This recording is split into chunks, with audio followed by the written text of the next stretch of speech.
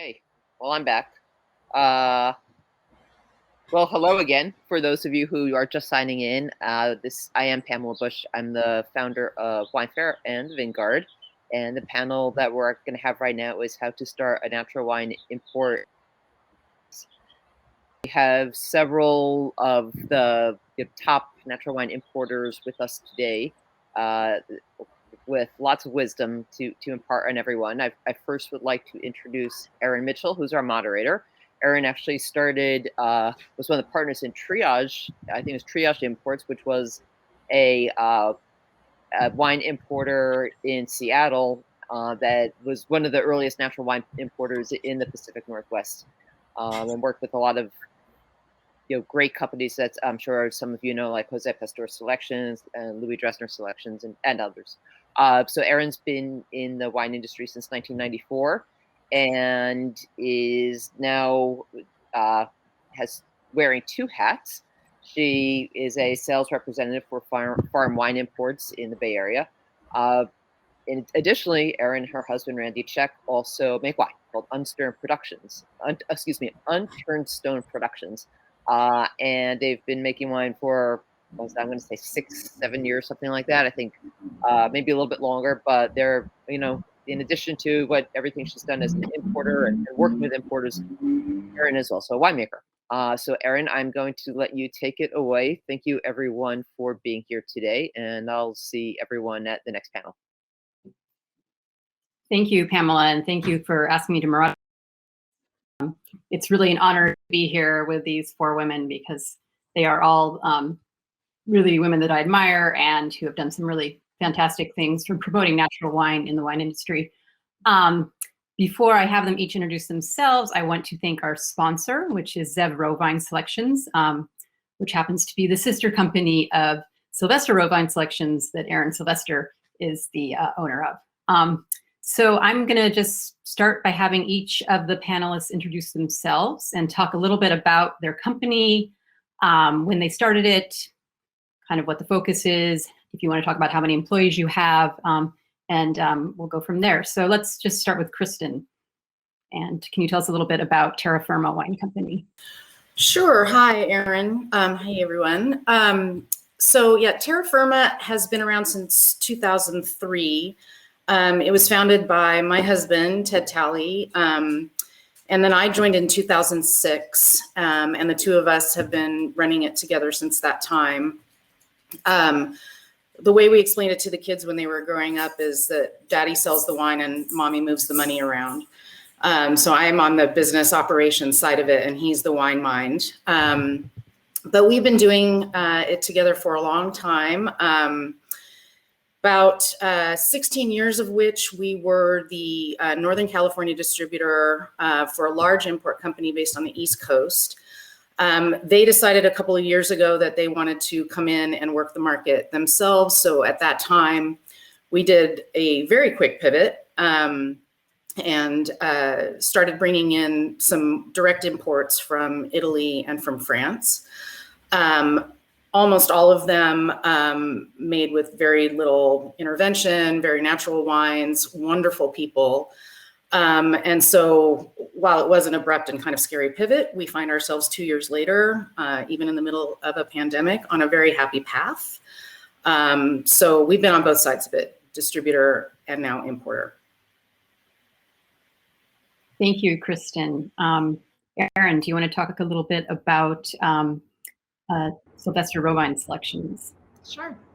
Yeah, so I opened Sylvester Rovine Selections in 2016 with my business partners of Rovine. I used to work for Zev as a sales rep in New York, and then got the bright idea to open up our own California distribution company and just threw myself into that. I'm based in Los Angeles in my little very cluttered office in Highland Park, and we have 2 sales reps in LA. We have 2 sales reps in the Bay Area, and then we have an incredible office manager who is the glue, is really keeping things afloat. Yeah, and that's it. It's been a scrappy 4.5 years, and somehow I'm still here with more gray hair and stuff. That's all. Quick. Great. Thank you, Erin. Nadia, why don't you tell us about Floraison Selections next? Hi. So I founded my company, Floraison Selections, 4 years ago in 2017, in order to continue the meaningful relationships and work I had been doing through a previous company, worked my way through sweat equity. And then I had the opportunity in 2017, rather suddenly, to strike out on my own and continue that good work under a completely separate entity. And so, yeah, I've been learning every single day 4 years later. But it's been quite an experience. So I'm an importer and distributor.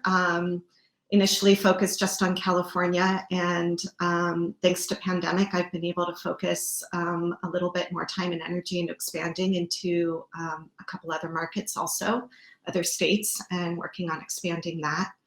And I currently have 2 sales reps based up here in Northern California with me, and I'm looking for someone in LA, so putting that out there.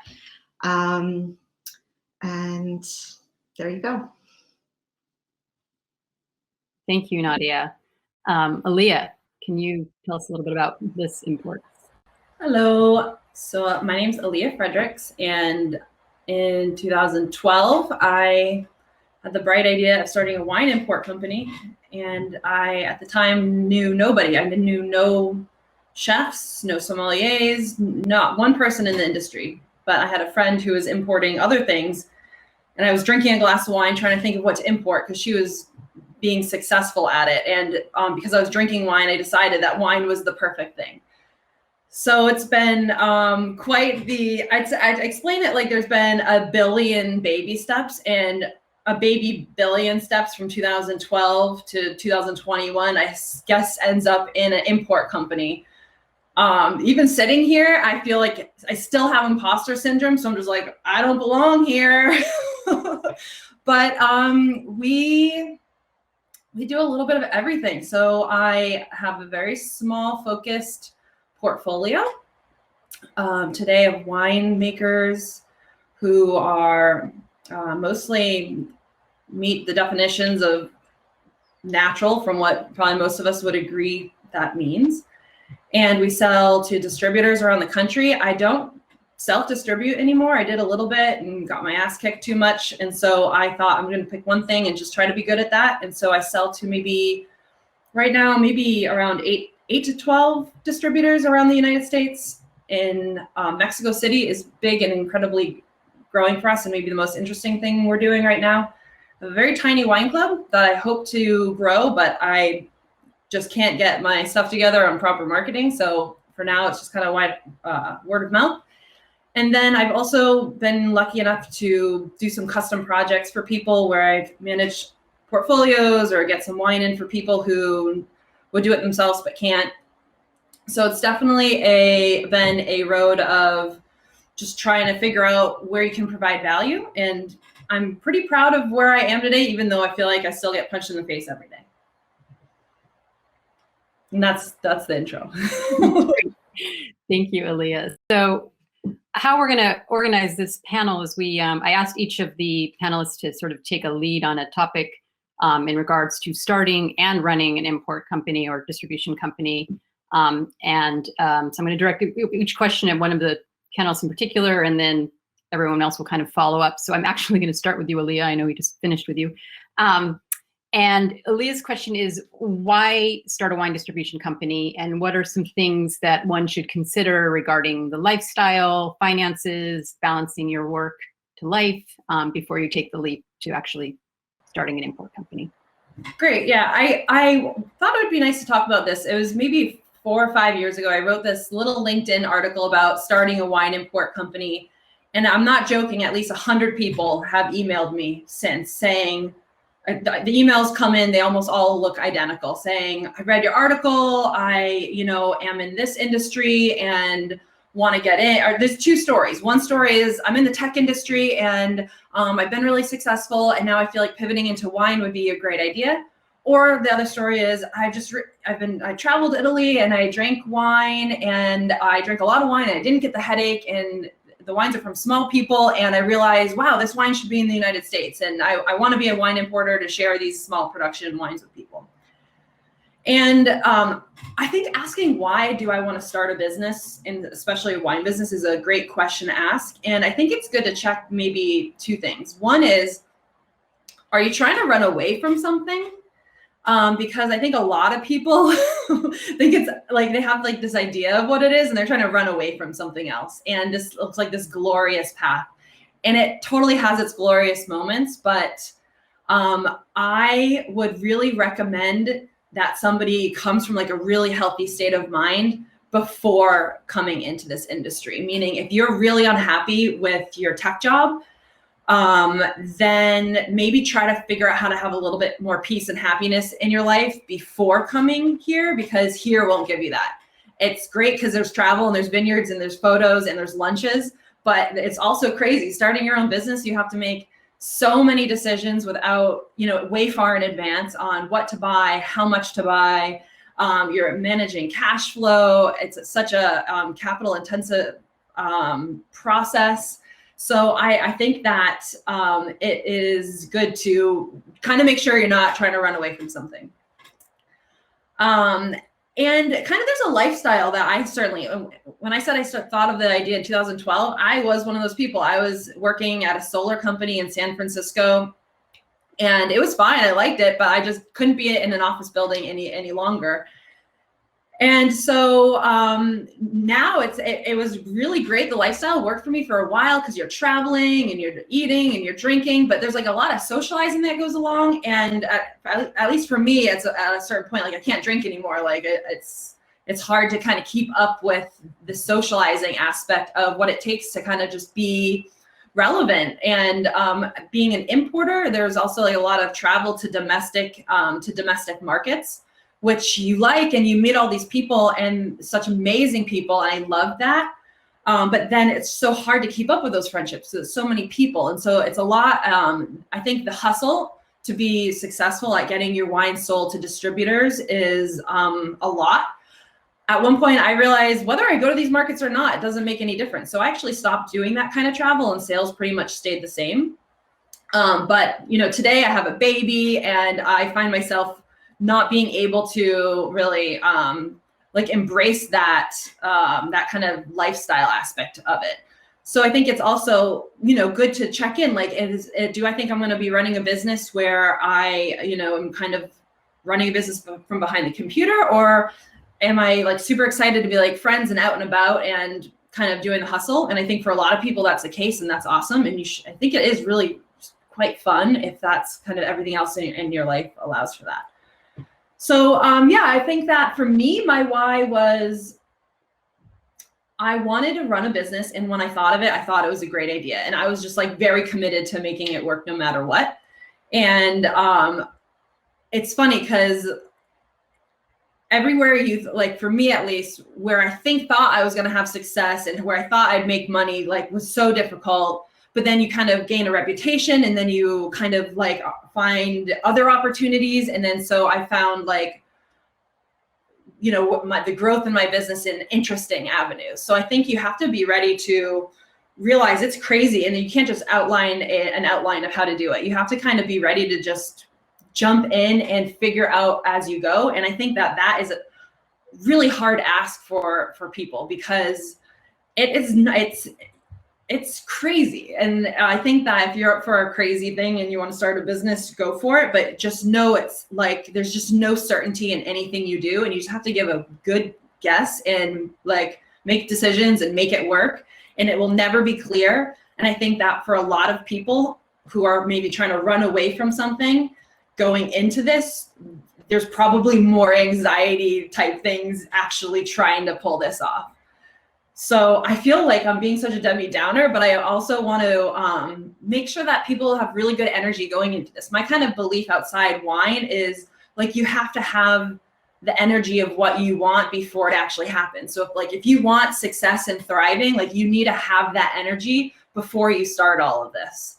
And then I think that if you're ready to just like commit to the energy you want to have and then be ready to follow inspiration, you can make it work.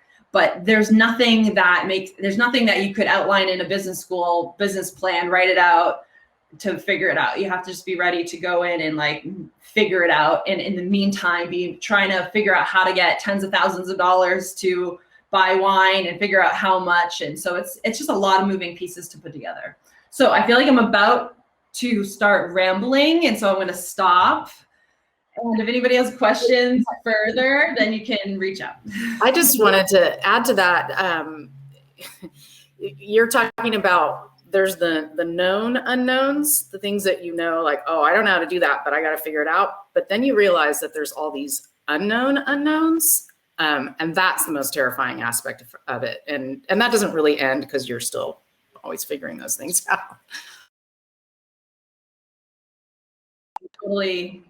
Totally agree. I think this isn't even just for wine. I think this is with any business. I think being an entrepreneur it's so hard to even know what that's like, to be responsible for all these decisions and money decisions. And then you're in it. And then like for example, I needed financing because I had to starting my business. We had, I don't know, $30,000 to buy our initial couple pallets of wine and get it here. And then, then you're growing and okay, well, you need some more money. And so we get a $10,000 line of credit in this person's name, a $10,000 line of credit in that person's name. Oh, we can cash advance this credit card, right? And now all of a sudden you have all this stuff. So then you're like, oh, I need financing. So for me, it took me 11 months to get financing. I got it through a small bank in Sonoma. And then that's like 11 months later, like, oh my gosh, I can consolidate this. I can have the money to grow. And so then it solves one set of problems, but now there's a whole new set of problems. And so it's just kind of like this. I question myself whether I really should be in an entrepreneurial role all the time, because I actually don't feel like I thrive in this. I feel like I'm very good at some things, but then like question whether I should even be doing a lot of these things because it like sucks my energy rather than gives me energy. And so I think that that's a good question to be asking, like, hey, if you want to start a business, whether it's wine or not, what gives you energy versus what takes energy away from you, and see what that would look like. I think if I started even earlier in my life, then I think I would have had a lot more a lot more years to do hustle out there, but I didn't. And so I think I had fewer years to do hustle. And now I have a baby and we'll have, who knows what is going to happen. It's like everything's a little bit harder. So, and I have a small team and we do have distributors, but it's a good question to that. So I think this is a fantastic, have this panel to just kind of give some light on what this looks like. But at the same time, there's beautiful parts. You get to travel, you do get to meet amazing people. You get to like learn about the land and the earth and stories and share people. Travel is not the same as when you travel outside the wine industry. It's totally different and it's incredible. And then it is amazing to sell wine. It is amazing to tell stories. It is amazing to be like, teaching people one by one about natural wine and see that everybody's effort does make a difference. So there's a lot of amazing things, but like what you do 95% of the time at home behind your computer or on the streets hustling is totally not what people are thinking about when they're thinking about starting an import company. And I'm done. Erin or Nadia, do you want to add anything? Or I think this might be a nice segue into my question for Nadia. Okay, we'll move on. One of the things that Alleah brought up was talking about kind of that entrepreneurial spirit. And one of the things that came up in our pre-panel discussion, Nadia said you did not really come from an entrepreneurial background, and kind of how the transition you had to make to starting your own company. And I wanted you to talk a little about your experience in starting your own company. It also sounds like you didn't come to the table with a lot of financial assets. And if you could talk a little about what other assets you brought to the table in starting your company. Yeah, so the opportunity to start my company came up quite suddenly, and I didn't really have the luxury of writing out a well thought out business plan, or getting a lot of funding, I kind of just had this act now or never opportunity, and I just had to take it and run with it. And as Alleah said, it was, and Kristen, so much is just learning while you're doing it and realizing that you don't have to have all the answers laid out for you step by step, because there's just too many unknowns that are going to come up anyway. And for me, one of the most challenging aspects was financing. And I just felt incredibly intimidated by not having a lot of money and not understanding how to pay for the wine that I was going to order. And the timing, the tricky timing of all of that, where it takes so long for wine to get from Europe, from France to California. And then meanwhile, the producer's clock is ticking on the invoice when the wine is picked up from their domain. And yet then it's got to travel for, if you're lucky, a month and a half. It'll arrive. But yeah, that trying to fill in that gap was really intimidating for me. And also, I didn't come from, a family with money who owned property or who had businesses. And so none of that had really been modeled for me. But I realized that actually, wait a minute, you might not have a lot of money right now, but you've got a lot of other assets that you can bring and a lot of other values. And your personal assets and values are incredibly important, and don't overlook those. That is your currency. That's your main currency. Because I had been working with a lot of these suppliers for many, many years prior to this, I realized my relationships with them was going to be one of my main currencies. And so working your relationships, working to negotiate favorable repayment terms, extended terms, was extremely helpful for me and beneficial. And the fact that I had a track record of selling their wine for several years prior made, showed them that, they trusted me to be able to sell the wine and come up with the money. And they were happy to let me make my first purchases on extended repayment terms. And that was a saving grace for me. Other repayment, other relationships I was able to negotiate kind of grandfathered in better pricing and deals with some of the other vendors that I work with, overseas transportation. That was hugely helpful as well. So realizing that just because you might not have a lot of money in the moment doesn't necessarily disadvantage you. You have a lot of other experience you can rely on, and other skills and assets to use.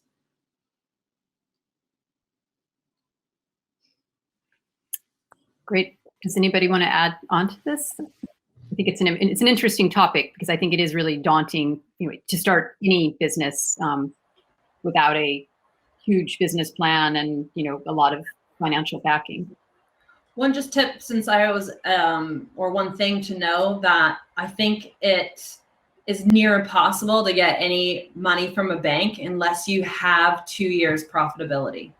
Right. And so when I went, I had been, kind of chugging along, and I had, for doing taxes, was trying to get away, I was trying to show as little profit as possible for a few years so that it didn't pay taxes.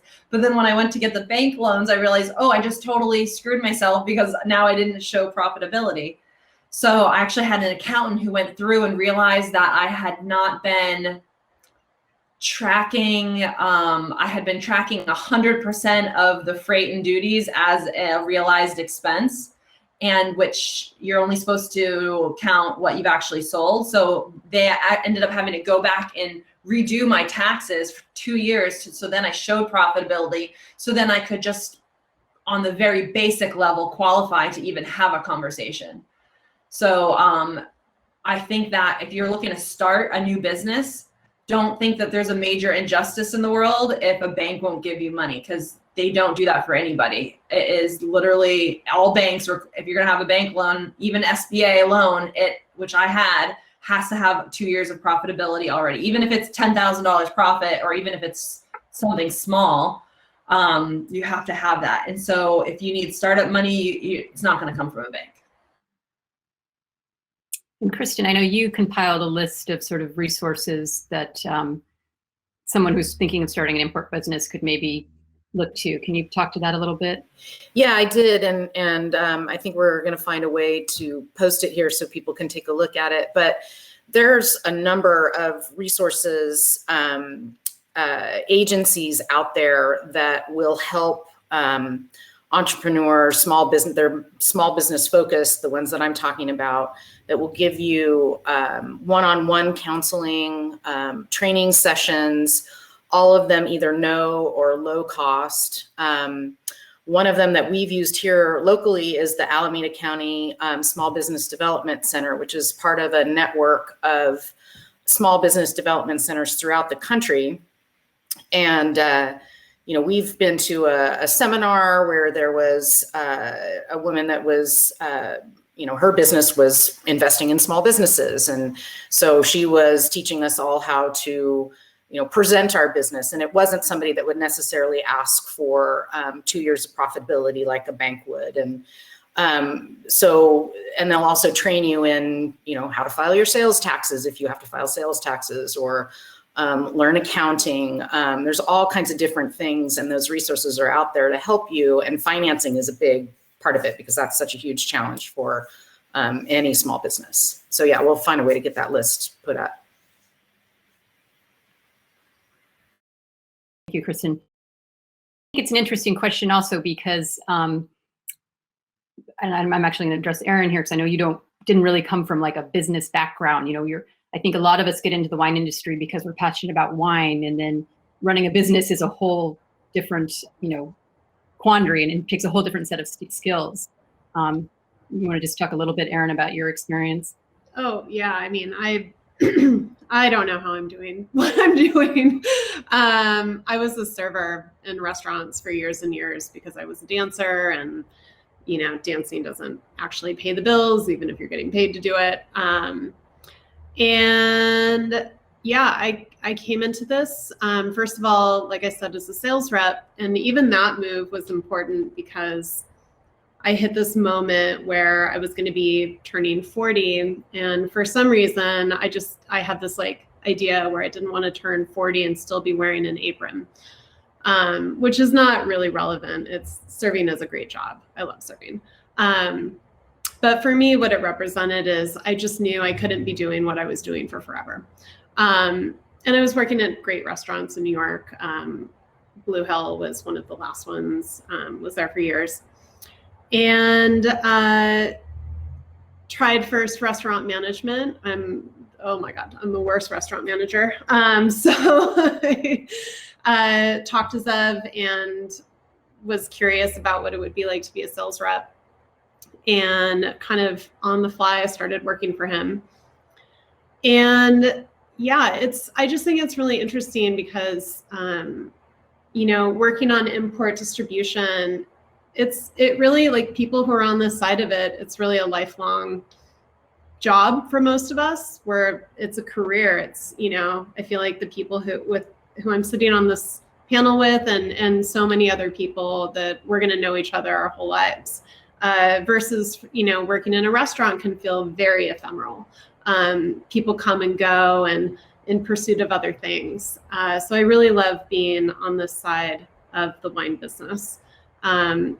Yeah, I had zero experience owning a business. I actually used money from selling my mother's mobile home and splitting that with my brother. It was a very small inheritance.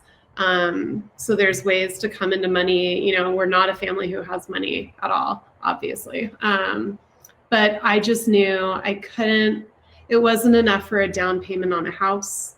It wasn't, I had to think like how to make that money, how to really honestly, how to honor it. My mom was the secretary. That was hourly wage. money that she earned. And so I couldn't buy a house, but I could buy some wine. And I really started it with a small amount of money, and I bought a small amount of wine. But I bought a lot of different SKUs, like 4 cases of each SKU, like a very, like I had like a long price book, but little, and then just bought more the next time and more the next time. And that's really like how I've somehow managed to make it work. So yeah, talk about imposter syndrome. I get it completely. But yeah, I'm truly figuring it out every single day, and figuring out so much from making mistakes, which are just going to happen every single day. Yeah, that's it. Great. Let's kind of segue into the nuts and bolts of operating a importer distribution business.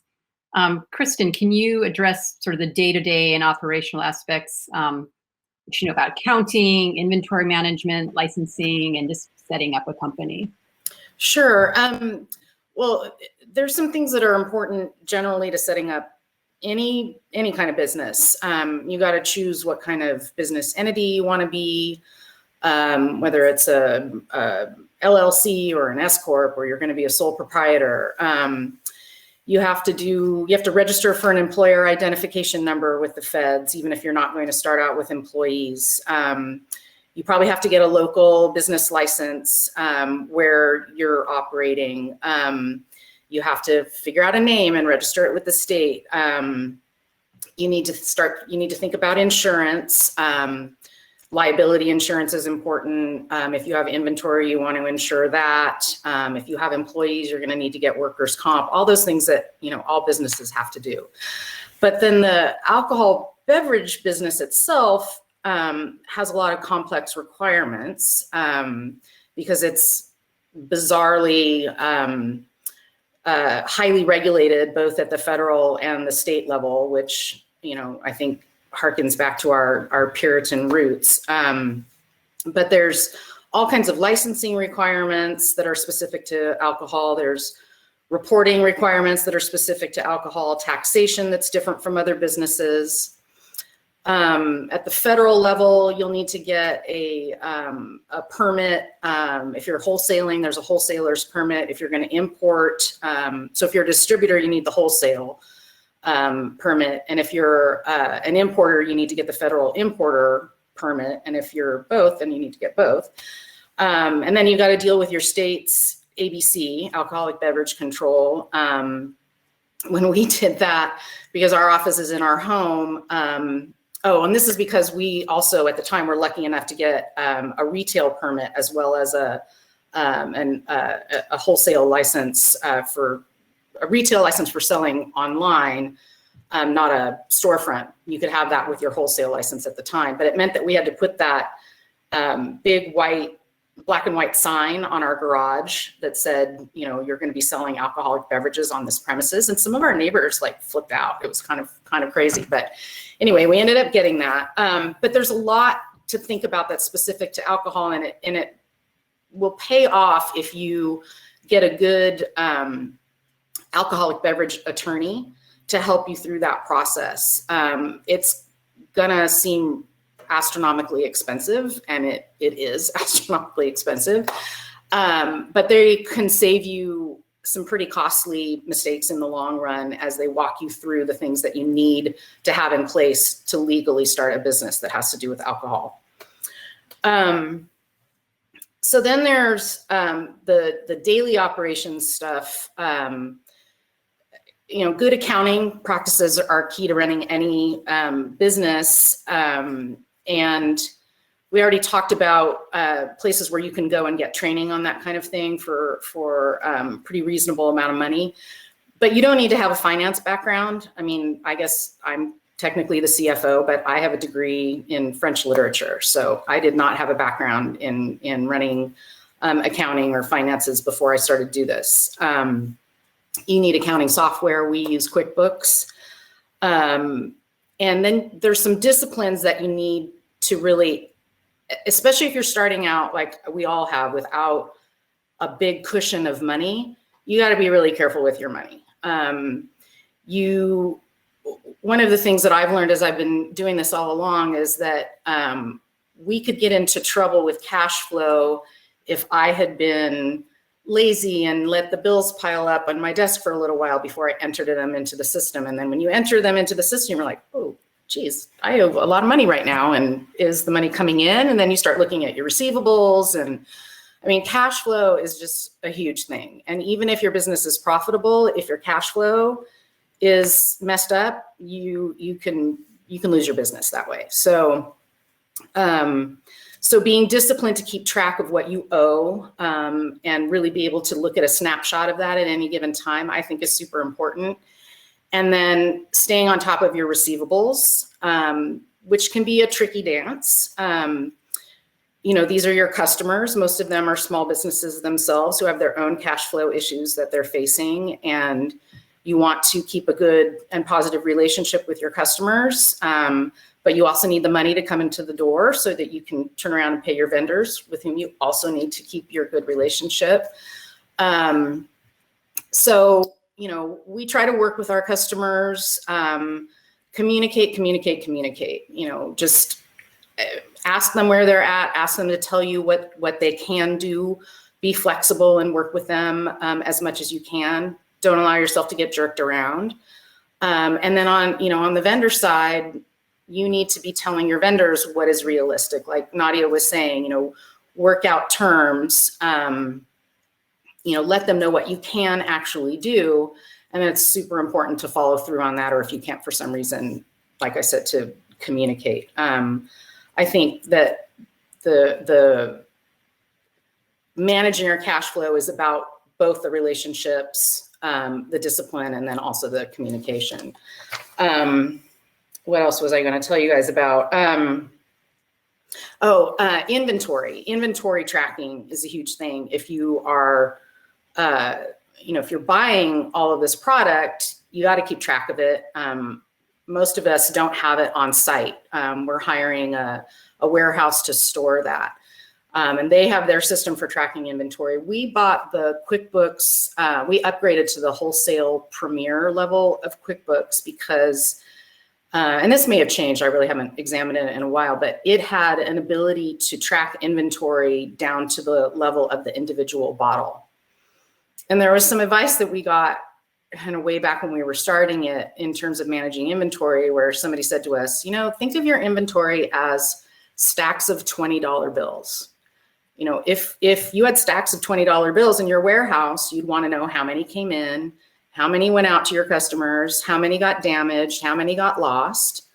And it's kind of the same with each individual bottle. And so we've always tracked our inventory down to the individual bottle. And, you know, you'll have to make adjustments for things that you know happened to them, and sometimes things that you don't understand what happened to them, but you got to write them off or whatever. But inventory tracking is really important as well, and it can be tedious. Let's see, just write down my notes. What else I want? Oh, so there's just so much around operating these businesses. If you guys have talked about, you know, the logistics side of it, it's huge. You know, teaching yourself how to arrange freight on a container ship to come across the ocean, and you know what that entails. And then if you're moving wine across the country, you got to be working with trucking companies. Then on the delivery side, when you're working with your customers, you've got somebody that is presumably putting your wine on a truck and driving it to your customer. And they are in so many ways your business partner, because they are interfacing with your customer on your customer's premises in a more regular way than even you are. So if they're messing things up, that reflects hugely on you. So,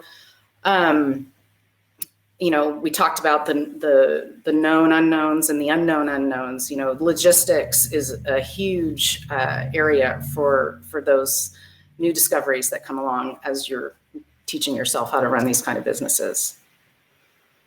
That's pretty much what I have to say about that. Anybody have anything to add? That was a ton of information right there. Anyone want to add anything to that? You know, I know we could probably talk about this for an entire day. Warning. Yeah, just when you go to, if you're going to sell in different states, you need to track.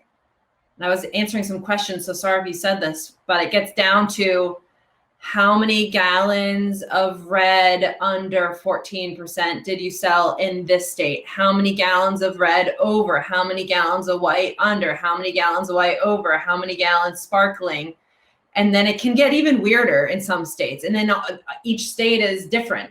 So you have to, and then I remember the first couple years when it comes time, like you're just crunching, you have all this paper everywhere and you're trying to write it all down. And so you need a really good system, or you will spend days and weeks trying to do it when it comes time to report.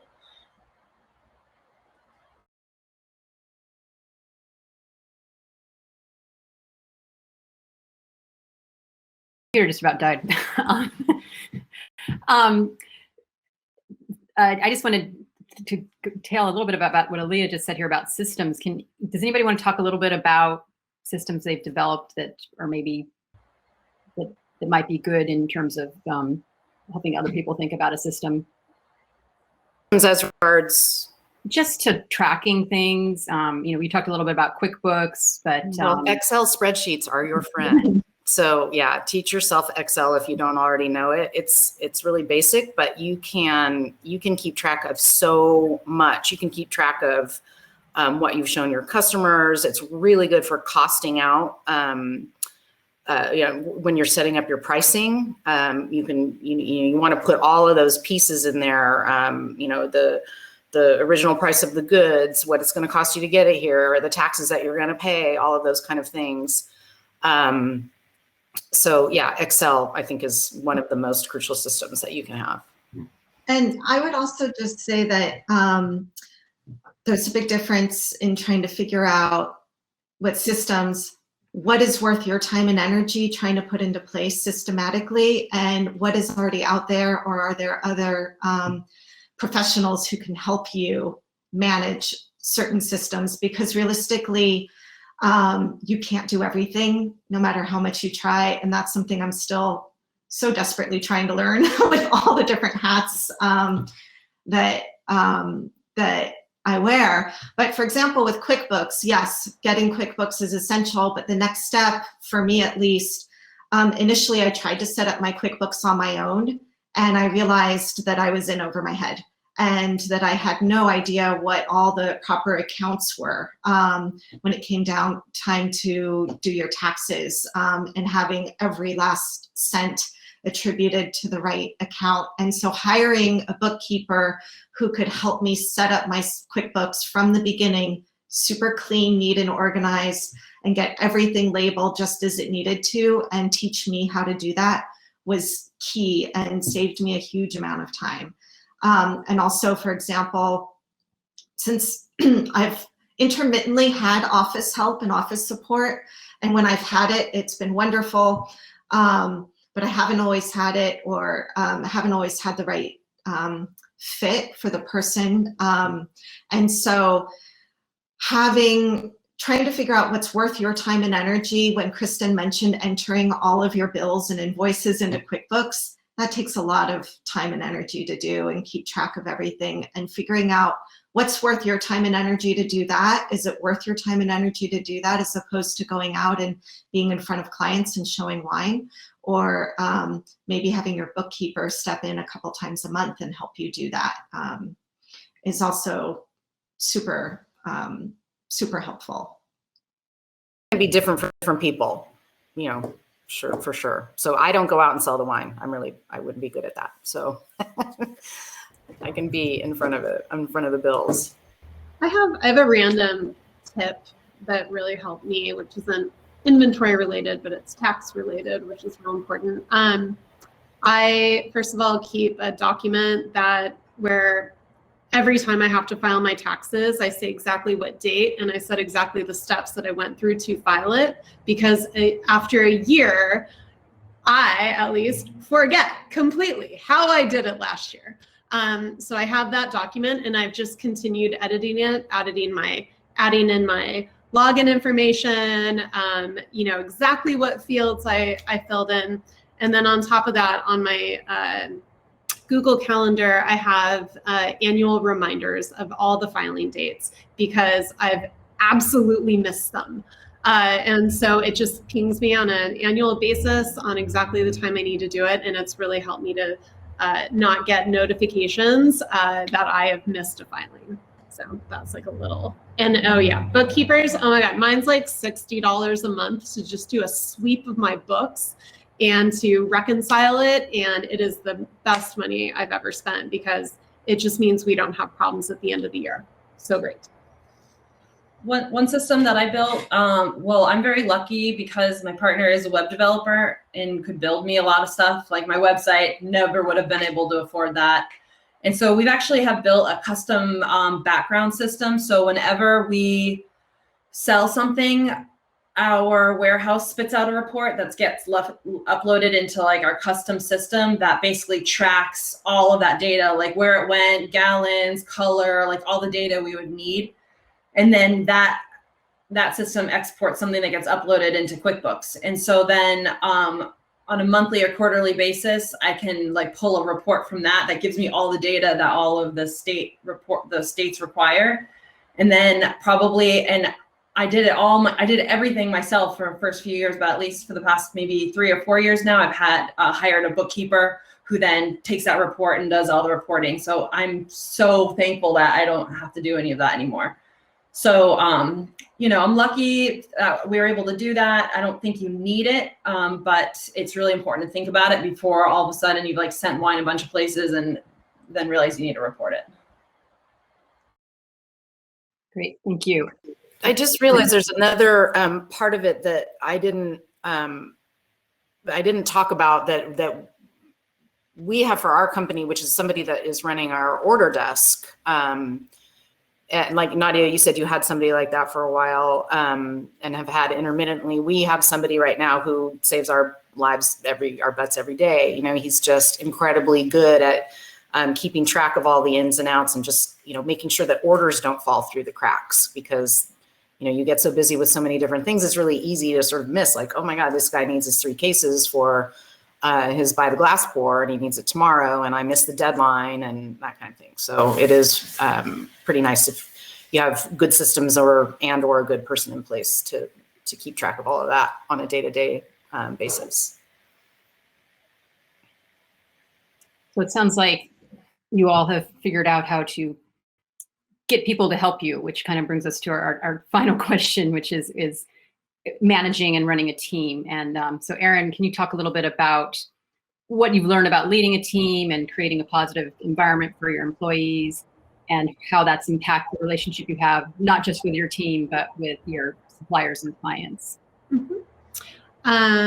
Yeah, so first, I wasn't expecting to say this, but someone asked, like, at what point did you start hiring someone? And my answer, I feel like for all of these, is I started hiring someone a year after when I should have hired someone. So I did everything for 2.5 years, and then finally brought on a part-time office manager who became full-time like 5 months later, because I was like, wow, what a big difference that makes. And it's really scary to make that decision to put in, to invest in someone, but the return so far has really been worth it. And now I'm sort of at that point again where, I'm like dragging my feet on hiring, and I probably should have done it a while ago. But in terms of leading a team, I have found that so much of leading a team really what affects it the most is my own attitude. And meaning that there's just so many problems that happen on a daily basis. Actually, Danny Meyer said this really great quote, go figure, Danny Meyer, always coming in with the wisdom. But his grandfather said to him, the best businesses are not the ones with the least amount of problems. Problems is business. The best businesses are the businesses who solve those problems while having the most fun and with the best team around them. And that advice helped me to kind of check my own self, like my frustrations that would happen because of the multitude of daily problems. And the amount of missed ships or wine that we thought existed that suddenly doesn't exist, or hoping for a bigger state allocation and having to constantly, tell our accounts that you're only going to be getting 3 bottles of this, and, and managing all that. So a lot of that is just really keeping my own head in like looking at these problems and how we solve them as an opportunity to prove ourselves as being a really like hospitality focused company. I'm all about service. Like I said, taking care of guests is my thing. And so I view my clients as my guests, and try to creatively solve problems when they come up, and also to be that company who will really like show up when a problem happens and really like makes it, we'll fix the problem like creatively. And sometimes that's like go and pick up a case of wine from another account, hand deliver it to another, and things like that, where you just, it really makes a difference. It's an opportunity basically to show who we really are. And I make sure to communicate that to my team so that when these problems happen, they're ready to like think positively about what we can do to solve them. So yeah, taking it really in stride. Also, building the best team around you. I've learned a lot about just how to hire. I realized that, so in the beginning, when I was building my team, people were reaching out to me on like Instagram or through somebody, and basically like pitching themselves for jobs that didn't exist. And great people were coming forward. And so I was kind of just like naturally letting that happen. And over time, what I started to see was a pattern that pretty much everyone, I think truly everyone who reached out to me that way, they were all white straight men, which is the thing, right? Like, but also as an employer, it took me time to really understand that I can and I need to put in the time and effort to make sure that the team around me represents who drinks wine, right? Which is everyone. And I really kind of had to own up to the fact that I was being a little, I call it a little lazy in my hiring before, and that I needed to put in work to, source from a broader group of people, and to advertise the job, and to sit down and have a bunch of interviews. And that has been something that's been a big learning experience for me, and one that I think was really worth the time and the effort, so that we can, have an impact on our industry in general too. And yeah, in terms of, impacting the relationships with my suppliers and clients, I guess it's just like, again, leading your team, being honest about mistakes when they happen is really important. Like if you make a mistake, you got to just admit it and own it. I think that honesty is really, really helpful for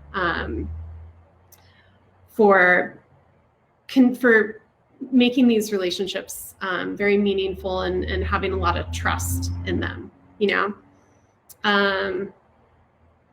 and as many mistakes that we make or the warehouse makes mistakes, I'm also very understanding with those types of mistakes with my suppliers, and being like, what, it's just wine. Like somehow 14 kegs of wine just went missing. Oh, we had a shipment that arrived 91 cases short like 3 weeks ago. And I was just like, all right, I've already seen this situation happen before. I know the like fingerprint of who probably made this mistake. When a giant amount of wine goes missing, it's usually actually the cross-country transport, because it's all it's like wrapped together. And when it's individual missing cases, it's usually a problem of the loading on the warehouse on the East Coast. But like you start to like kind of understand like who might have, you know, it's like, I guess, getting to know your kids. I don't have kids, but you know, you like get to know their trademark of who messes up in what ways. So, you know, I'm getting, I think rather than freaking out about all that wine missing, I just like sat and thought about it and like followed through with with what ended up being the right avenue. So I think, I don't know, that's what I have to say. Thank you, Erin. Does anybody want to add anything about leading a team, whether it's the back end or a sales team? Tip, I think Upwork as a website is amazing to hire people that if you don't need a full-time employee. I have a lot of people. Really, a lot of the background of my company is run by stay-at-home moms that I pay on Upwork, and I don't have to put any energy into any HR stuff. They log their own hours. I don't even check it because I trust them, and they just do their job throughout the day of taking care of their families, and it's amazing. So you can find people who are looking for part-time work, and it's, you don't have to do all of the work to set them up as actual employees. So I think it's an amazing resource to get people to help do stuff in the beginning. One of the things that we've always tried to do with anybody that's been working for us, and when we were trying to, at least in the last 2 years, when we've been trying to decide what wines that we wanted to bring in and what wines we didn't, is to include them in tasting all of them. So, you know, that's easy enough for us because we're small in terms of people right now, but it's been really great to have this back and forth about, you know, first of all, what do you think of the wine? And then what do you think of the wine's place in this in our market? So I think it really has helped us to have buy-in from our sales rep and our sales reps in the past when we brought in additional wines as well, that they can say, yes, this is something that I can really get on board with and get excited about selling. So I don't know if the rest of you guys do that when you're making your selections. Yeah. Well, even from the other side, Zev always did that with us. And I really feel like we built the portfolio together in so many ways. And, you know, and yeah, I very much trust my sales reps to tell me what their clients need, you know, and the quantity, and I ask them. So it's, and I really want to give them ownership, like, you know, so that they feel like they're participating and making up what this company is. And it's, you know, not just about me, which I truly don't want it to be about me. We're just about out of time, and I know there's a bunch of questions here for the Q&A, so I kind of want to slip into that, unless any of you guys have anything else you want to add right at the end here.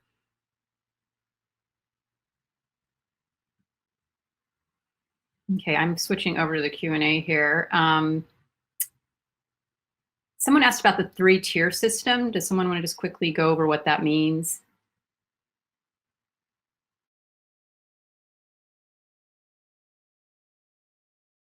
I'll do it. So 3 tiers. First tier, I think I'm assuming this is the right order. I guess I've never really thought about it, but I think the first tier is the importer, the second is the distributor, and the third is retail restaurant. You'll hear a lot that we have a 3-tier system, meaning that legally there has to be these 3 tiers, which is true unless you are going to import and distribute in your home state. Or if you could import and distribute somewhere that you're also willing to set up like a warehouse operation. So you can kind of cheat on the importing distributing side, but then those two are very separate from the retail side. So you can't really dip your fingers in all 3 businesses. Great. We have another question about the tariffs, which has been a huge issue for the past, it's definitely been a roller coaster ride for the last, 9 months. Do any of you want to talk a little bit about that and how it's impacted your business and kind of what you see moving forward also in terms of? I want to talk about that. When we were bringing in our first French container, it was on the water when they announced the tariffs, and it landed 10 days after the tariffs went into effect. Alleah's holding her head. Yeah, it was just a nightmare. And literally it was $50,000 that we did not know that we were going to have to spend. And you have to pay it when they go through customs. So that was a nightmare. One of the ways that we found to deal with it is that we didn't actually bring it all in through customs when it came in. We divided it into thirds essentially. And so we ran the first third through, paid the 25%, I must say, above and beyond the other taxes and duties that were already there. And it was 25% of value. So we ran a third through, and then the remaining 2/3 we placed in bond in a warehouse so that it had not yet officially entered the country. It had not gone through customs. And so then we did a second pull a little bit later on. And then when we did the third and final pull, they had just announced the suspension of the tariffs. So we were actually able to save a third of that container from being hit with those tariffs. But yeah, I mean, it was just so arbitrary. You know, the last time I checked, we weren't in the airplane parts business, any of us, and yet we were carrying responsibility for the leverage in those conversations. It was just so maddening. But it's over for now. It seems like we've got more sane people in charge, and but you know, the suspension is not officially. It's a suspension. It's not. They haven't been revoked. The suspension was for 4 months, right? And aren't we all? We're almost getting to that, but we don't yet have any signs that that's going to happen again. But I know all of us wake up in a cold sweat in the middle of the night thinking about that sometimes.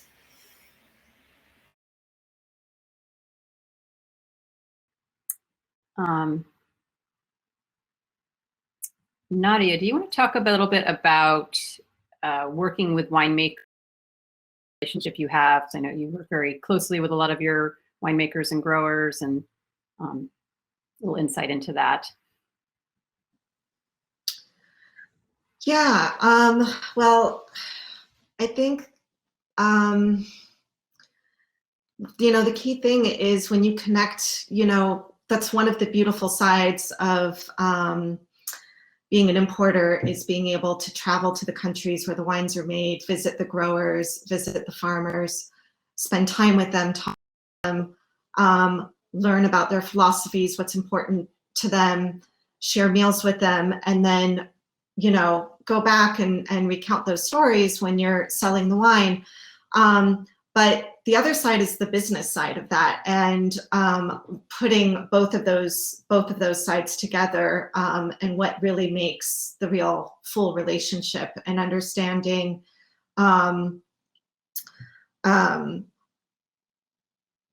the human side and the needs and the business needs of that other business also, and finding a way to make it work in a mutually beneficial way. And so not just getting carried away by the romanticism, but, you know, not being afraid to have the real nuts and bolts decisions and discussions with them also about planning and timing, and when they're able to have the time and the space to be able to physically bottle your wine and label it and prepare it for shipment, and the limitations that they have in terms of when it needs to be picked up, because they now need that space in their warehouse for or their cellar for the new harvest coming in, and being able to really work within their needs also and take all of that into consideration. And so it's really an ability to look at the overall big picture. Big picture, when you think about like this past harvest or this past spring, excuse me, in Europe, where there's just been these devastating weather, you know, or in California, and this past harvest in 2020, you know, that relationship can be very tenuous when you have to look at someone whose business model, you know, we're all sort of dependent on what they're making, and you know, how do you negotiate that? Yeah, absolutely.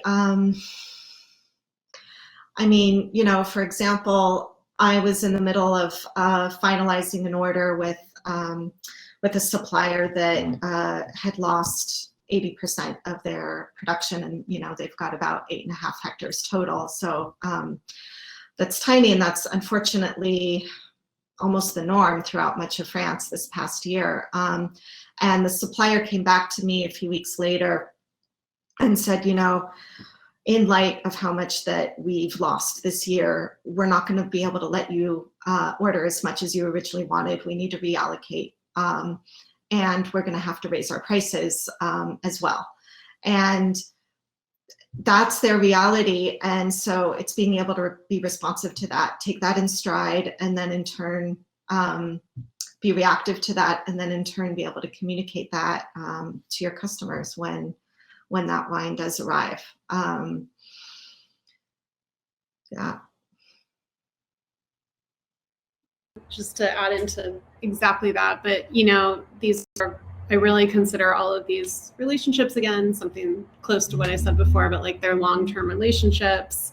We gotta stick with and support the producers through difficult vintages, and be on the bumpy road with them, and not just abandon ship, or I know Zev with his purchasing, usually even if a wine is problematic, we buy it, we just sit on it and let it hopefully turn itself around. But it's when we're asking producers to work in a more natural way, then we need to stick with them through difficult bottlings too. We can't just say we're going to only buy that one because it's tasting good and not buy that one because it's not.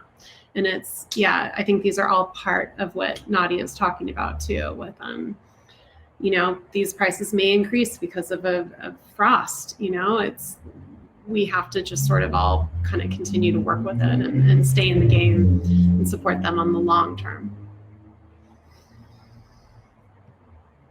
This next question, when someone's asking about the concept of fair trade, which kind of goes hand in hand with what we've been talking about. Do any of you want to address that and how that works? Or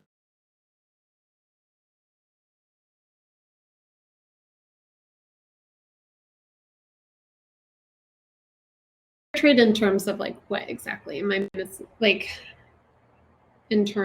feel like it's a broad category, or am I? Fair trade is this stamp, this certification that all the employees and the supply chain behind it are to appropriate standards. And I feel like for a lot of us, our winemakers are so small, there's not a lot of people involved in the supply chain. So it's just the guy or the guy and two helpers or something. So there's not a lot of data to track, unlike maybe coffee, in which there's hundreds of people behind something, tons of workers.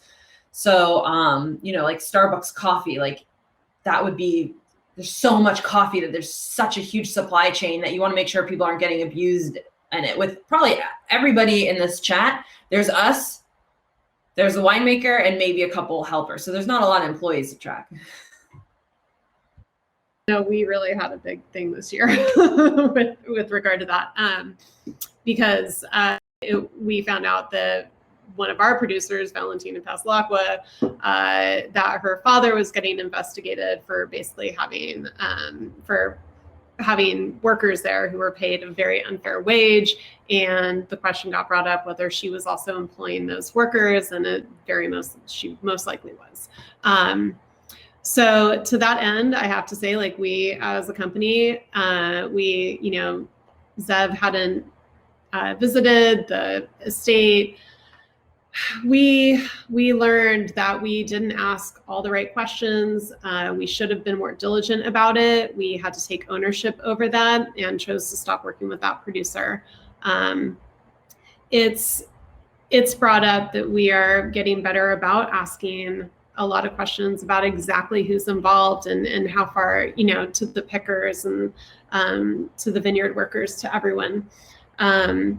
With the producers I work directly with, which would be my domestic producers, I am making a point now to really open up these conversations and have the answers, and not let there be blind spots about things in the production that I don't know the answers to. And I admit that we had that before. So that was a really big learning thing for us. So it's like, on the one hand, Alleah, you're totally right. Like, we're not in the coffee business. It's not the same thing, but there are questions that we need to be asking, and to really look at every level on that. And if we find out new information or a mistake, we have to be truthful about it and admit when we fell short of our responsibilities, and just like identify that and make changes. And hopefully, I think we as an industry are all getting better about doing that. And that ended up being a big learning experience for a lot of us. But yeah, it's definitely, tough questions that have to be asked. And, that was certainly a difficult position, but as you said, a really good learning experience for you. And hopefully, we don't often get put in that position. I just want to get to some more of these questions in the Q&A. What are some of the factors that could prevent you from being able to import a specific wine producer you find abroad? So what happens when you find that really cool producer, and how do you make that happen? Sure. I think Alleah answered in the Q&A in writing, and she's right. If it's already being imported, poaching's not cool. But there can be times where there is a wine that's being imported, say into New York, but not into California, and we only work in California. So we most of the wines that we brought in have not been in the United States before, but some have been on the East Coast and not before on the West Coast. And then there will be times when the grower, for whatever reason, is not happy with their importer anymore, and there might be an opportunity there. But that's really the main thing, is not to steal, because stealing is not nice. And other than that, you have to go through, there's some logistical things about importing somebody for the first time. They have to get an FDA number. You have to get your labels approved through the TTB. And that can be a somewhat tedious process, but once you've got it, you've got it. Any other roadblocks to importing, guys, that you can think of? If somebody only makes a really small amount of wine, it's really expensive to get a small amount of wine over here. The less you're bringing in at any one time, the higher your per case cost is going to be to get it over here. You can consolidate with other shipments, but it's pretty expensive to do that. So you're going to want to be able to build up some critical mass to get a shipment together. One data point that might be interesting to people that I think would be maybe nearly impossible to get is like the cost per case if you're trying to crunch numbers. So if you're doing LCL reefer, which means you're shipping less than a container and you're consolidating, it will probably be somewhere between $2 and $2.50 per case of wine. If you end up being able to, fill a full 20-foot container, I think you can get it down to like a buck a case. If you can then like stuff a 40-foot container, there's weight restrictions and stuff, but I think I've been able to get it down to like 80 cents a case if you like have a lot of efficiencies. I don't know if that's even the lowest, but that's just some numbers that I think could be helpful for people if you're trying to crunch numbers and you don't know what that is. That's shipping from where to where, Alleah? Like Europe to California. Okay. So like if I do LCL to California, then it has to go to New York and get trucked over. So that door-to-door cost for me is like usually like $2.25 a case if I do that. And that's door-to-door. So whatever there's trucking in Europe, there's freight, and then there's trucking here. And trucking is what gets you. The freight in itself is not so bad. Yeah. Great. But they do have actually now, I'm thinking I did LCL mostly before they started having LCL to Oakland. So now there is LCL from Europe to California. And I guess I do that once in a while, but that I don't know the price. I don't remember how much difference that was. So. Okay. I have maybe one like last note before, and then like, can I just chime in with something random really quick? If I promise to be quick. Okay, so like maybe why would you import?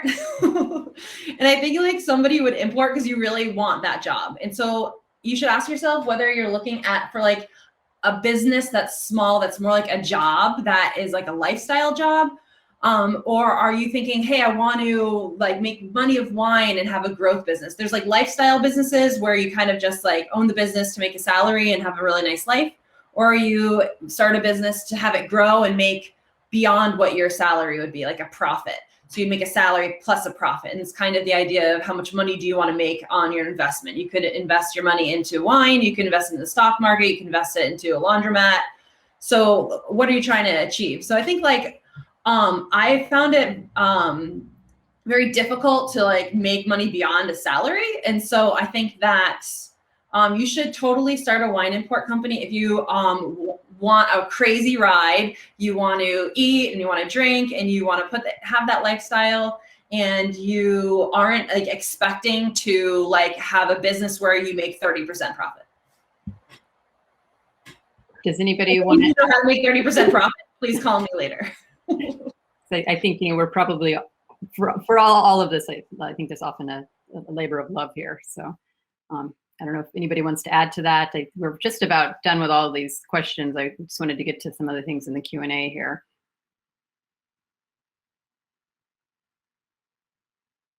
Somebody brought up asked a question about the growing presence of mouse taint. That's certainly a struggle that we're dealing with. Do you guys want to talk about that more? Let it sit. That's usually, if there's fine leaves in the bottle, it usually resolves itself over time. What do you think, Nadia?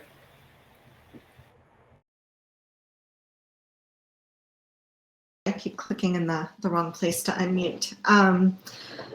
Yeah, I've had that issue with a couple shipments. Mostly I go back and talk directly with the supplier, experiencing the same issue with that cuvee as well. And in one case it resolved over time, and in another case it didn't. And I just communicated very clearly with, I targeted who I was selling that wine to, and made sure they were aware of what they were buying, and we worked it out.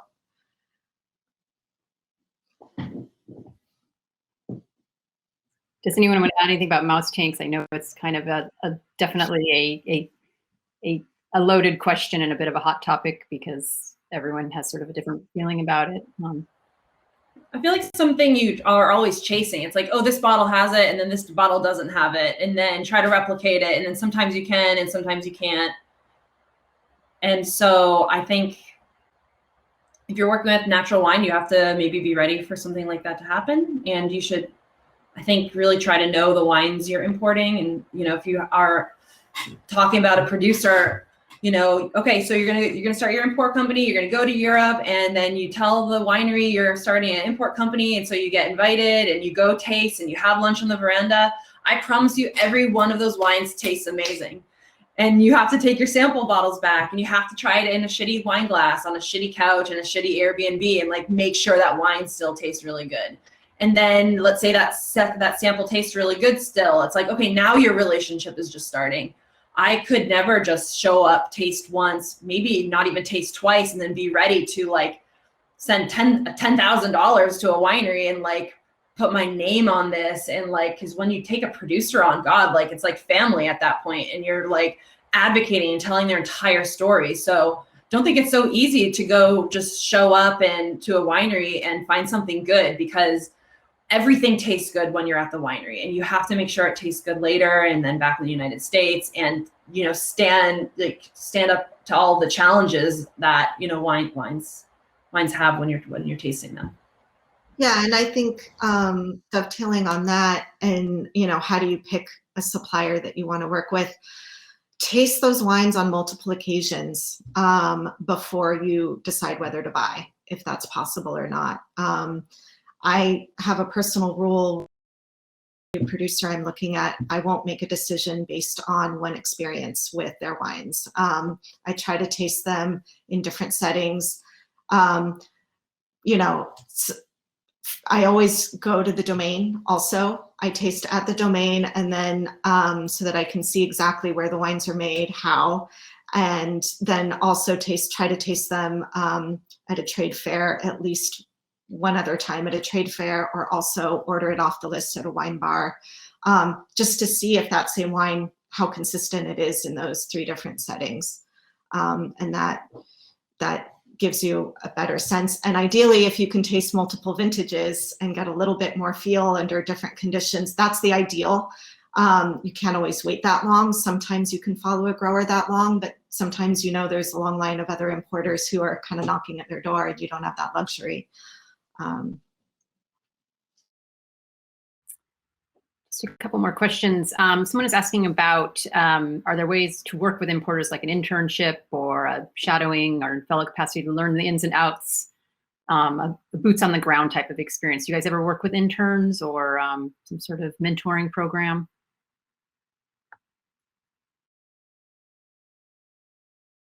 I saw Alleah's, is it Alleah or Alleah? I'm so sorry. Alleah. Alleah, okay. I just want to make sure I'm saying it right. But I saw Alleah's answer, which I completely agree with, which is just get a sales job.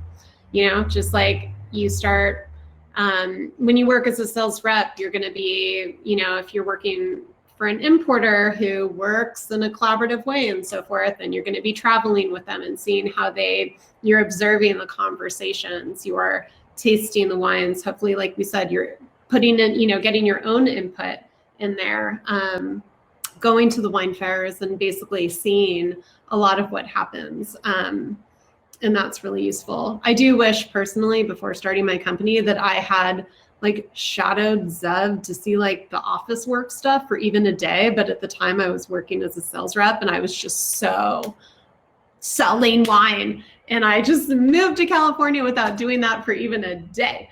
And that was really silly. I remember I just was like, okay, now I need to do my business. And I was like, QuickBooks, what is QuickBooks? And like, I had to just like do webinars and stuff.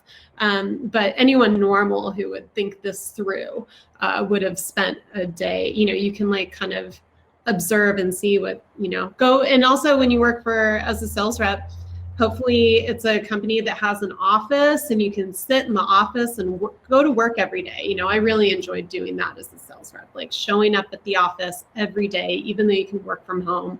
I think you're present to a lot of conversations, and you really get a sense as to what's happening. And Erin, none of us are normal. You definitely have to have a little bit of crazy in you to do this. Yeah, I know.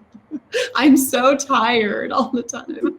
Which actually, can I just bounce to, there's a question up there that I totally want to answer, which is for those of you doing sales, how do you balance along? Erin, do you mind if I just move right into that? Absolutely. Okay, because I have so much to say about this, because I have I'm going to keep it short.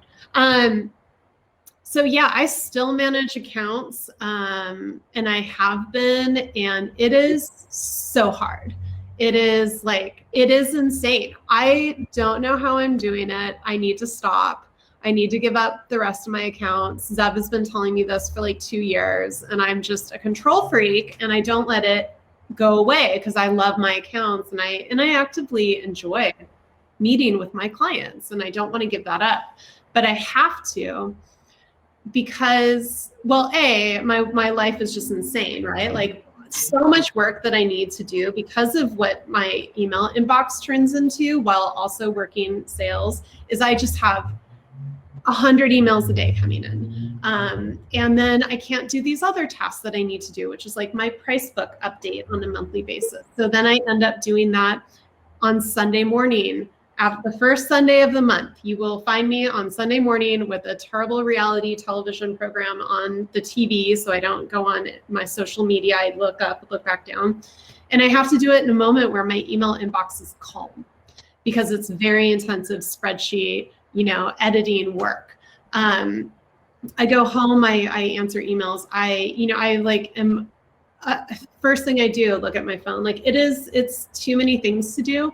And what I'm learning and what I just need to get over and do is what I need to do, the better role for my company, for me at this point, and I know all of us have reached this, is that I need to just focus on buying wine for my sales team to sell. And I need to get into that level of looking and managing inventory and really just getting them wine to sell rather than me doing it also. I think in the beginning, the good thing about me also selling wine as a sales rep is that so many of my clients got to know me and build a relationship. And I think that was really helpful and useful. But it's really, really hard. And I think all of us would agree that it is, you just can't wear all of those hats for that long. Not like maybe 4 years and then you got to do it. And I'm at 4.5 and I'm telling you, I should have stopped managing accounts a year ago. But yeah, that's all. Do any of the others, Kristen, you said you weren't managing any accounts, but Nadia, are you still out on the street, and Alleah? Yeah, managing that growth is one of the hardest things to do. I mean, it's everything that Erin said.